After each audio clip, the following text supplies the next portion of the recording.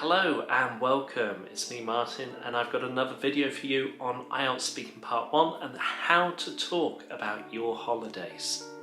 If you missed last week's video on how to talk about your free time and free time activities, don't worry, I've got a link up here for you.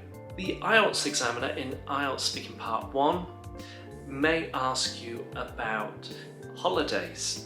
There are a variety of questions the examiner may ask you about holidays, so it's important to become a bit more aware of particular questions that may crop up when it comes to talking about holidays.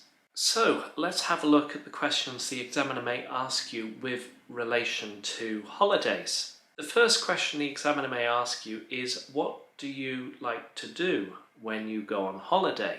The second question the examiner may ask you is, where do you like to spend your holidays? The third question the examiner may ask you is, can you describe a typical day in your holiday?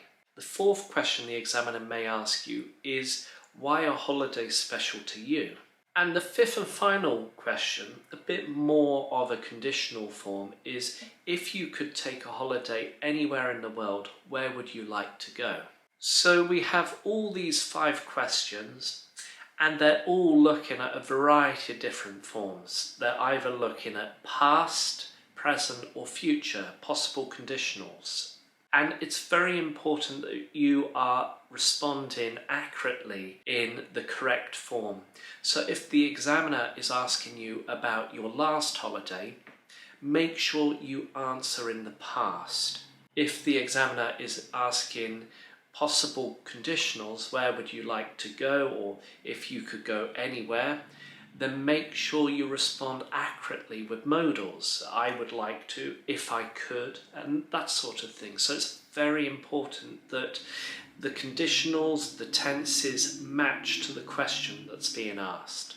The next thing that I would recommend when talking about holidays in Speaking Part 1 is to try and incorporate a variety of phrases and idiomatic expressions when it comes to holidays. So there are a combination of idiomatic phrases in English that you could incorporate and embed when you're talking. So for example, you could use, I packed everything but the kitchen sink. It doesn't mean that I packed everything from my house apart from the kitchen sink. It means that you packed too much than what is usually expected. You could also talk about places that you like to stay. And you could say in English, I like to stay in the middle of nowhere. You know, a very quiet place, not very touristy, not too busy, but somewhere quiet where you can relax. So you could say, I like to spend my time in the middle of nowhere, or I like to stay in the middle of nowhere. The next phrase that you could use when answering about holidays and explaining about a place that you went and you had a really good time, instead of saying I had a really good time, you could say I had a whale of a time. It was really, really enjoyable. So a whale of a time means it was fantastic, it was a great time.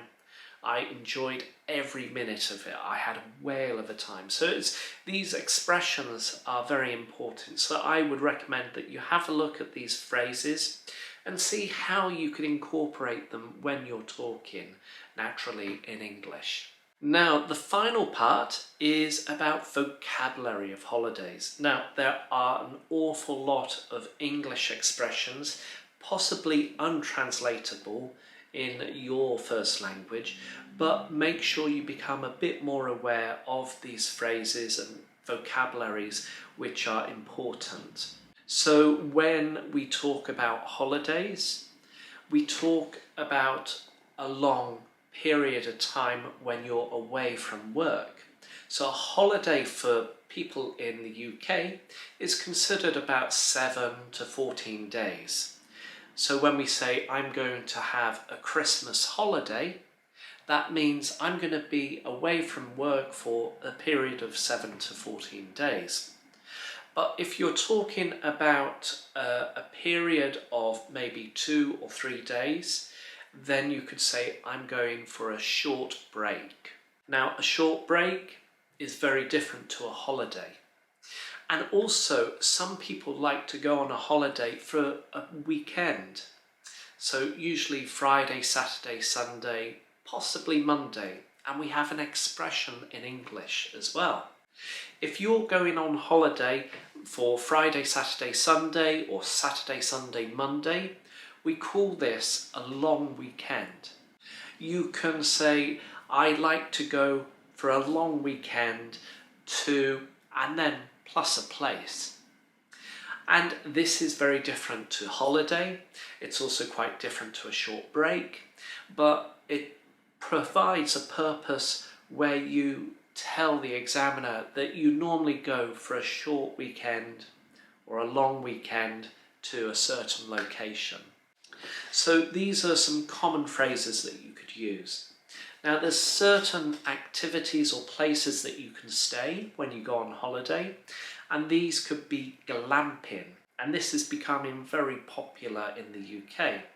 It's a sort of strong tent, if I can describe it correctly, and it's a place where it's got bedding, but it's a sort of tent style place to stay, usually for a short break or a weekend trip away.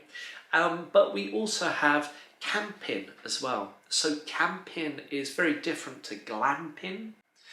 Glamping, you have some sort of heating system to provide you warm, and it's a bit more comfortable than just a tent or a campsite. And it is a bit more remote, and this is where you can say it's in the middle of nowhere. There's very few people around me. Yeah, so that's camping and glamping. You can also stay at a B&B, and a B&B in English is bed and breakfast. You can also stay at an all-inclusive hotel, and all-inclusive means you have your breakfast, your lunch and your dinner, and all drinks included. And this is part of a package. So a package holiday will be where people pay a lot of money, usually with their family, to go to a hotel with a lot of other people there. So it's going to be very noisy, very busy, very popular. And they pay that money so they don't have to worry about cooking, they don't have to worry about going to restaurants, and they're all catered for at this hotel. There's going to be a variation to it because not everybody wants to spend a lot of money to go fully inclusive to a hotel. A variation of that is where people go to a hotel for breakfast and for dinner, and we call that half board. Now, when it comes down to other expressions, you can go for a city break. So if you live in a very quiet place or a very quiet location, some people like to go to the city to see the sights and the sounds of a particular place. But if you live in the city, some people like to escape the city. Why don't you let me know in the comments what sort of holiday that you would like to go to next time when things are a bit easier after this pandemic, and where did you last go on holiday and how was that for you? Don't forget to hit the like button, hit subscribe, and I'll see you next time with another IELTS Speaking Tips video. Take care, stay safe, and keep on learning. Bye bye.